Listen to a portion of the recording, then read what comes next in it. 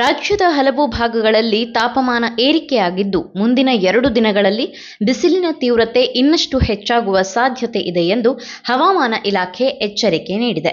ಇದೀಗ ಕರಾವಳಿ ಜಿಲ್ಲೆಗಳಾದ ಉತ್ತರ ಕನ್ನಡ, ಉಡುಪಿ ಮತ್ತು ದಕ್ಷಿಣ ಕನ್ನಡದಲ್ಲಿ ಉಷ್ಣ ಅಲೆ ತೀವ್ರವಾಗಿದೆ. ಮುಂಬರುವ ದಿನಗಳಲ್ಲಿ ಈ ಭಾಗಗಳಲ್ಲಿ ತಾಪಮಾನವು 45 ಡಿಗ್ರಿ ಸೆಲ್ಸಿಯಸ್ವರೆಗೆ ಏರಬಹುದೆಂದು ಅಂದಾಜಿಸಲಾಗಿದೆ. ಜನರು ಬೆಳಿಗ್ಗೆ 10 ರಿಂದ ಸಂಜೆ 5 ರವರೆಗೆ ಅನಗತ್ಯವಾಗಿ ಹೊರಗೆ ಹೋಗುವುದನ್ನು ತಪ್ಪಿಸಬೇಕು. ಹೆಚ್ಚಾಗಿ ನೀರು ಸೇವಿಸುವಂತೆ ವೈದ್ಯರು ಸಲಹೆ ನೀಡಿದ್ದಾರೆ. ಇನ್ನೊಂದೆಡೆ ಉಷ್ಣ ಅಲೆ ನಡುವೆಯೇ ಕೆಲವು ಭಾಗಗಳಲ್ಲಿ ಗುಡುಗು ಸಹಿತ ಮಳೆಯಾಗುವ ಸಾಧ್ಯತೆ ಇದೆ.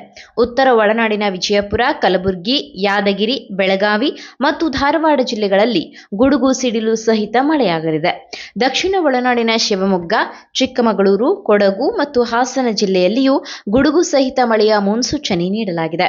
ಏಪ್ರಿಲ್ 22 ರವರೆಗೆ ಉತ್ತರ ಒಳನಾಡಿನ ಕೆಲವು ಪ್ರದೇಶಗಳಲ್ಲಿ 40 ರಿಂದ 50 ಕಿಲೋಮೀಟರ್ ವೇಗದಲ್ಲಿ ಗಾಳಿ ಬೀಸುವ ಸಾಧ್ಯತೆ ಇದ್ದು, ದಕ್ಷಿಣ ಒಳನಾಡಿನಲ್ಲಿ 30 ರಿಂದ 40 ಕಿಲೋಮೀಟರ್ ವೇಗದ ಗಾಳಿ ಬೀಸಲಿದೆ.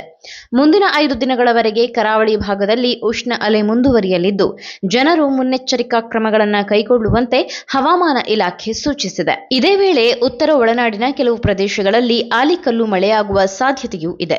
ಬಿಸಿಲಿನ ತೀವ್ರತೆ ಹೆಚ್ಚುತ್ತಿರುವ ಹಿನ್ನೆಲೆ ಜನರು ಅವಶ್ಯಕತೆ ಇಲ್ಲದೆ ಹೊರಗೆ ಹೋಗುವುದನ್ನು ತಪ್ಪಿಸಬೇಕು.